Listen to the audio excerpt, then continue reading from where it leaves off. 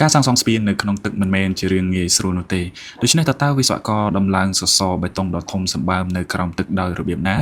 ដំបូងពួកគេដំឡើងជញ្ជាំងដែកបណ្ដោះអាសន្នដែលគេហៅថា Confident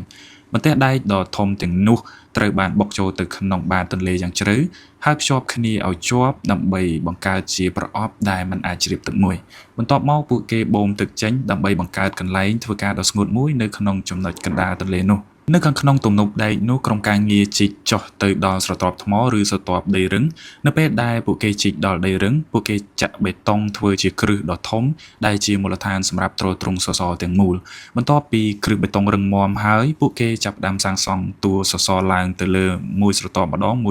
ងរហូតដល់វាឡើងផុតពីផ្ទៃទឹកហើយវាคล้ายទៅជាបង្គោលទ្រទ្រង់សម្រាប់ផ្នែកផ្សេងៗនៃស្ពានបើបងប្អូនពេញចិត្តនឹងការចែករំលែករបស់វីដេអូខ្ញុំសូមចុច follow like ហើយនិង share ម្នាក់មួយអរគុណ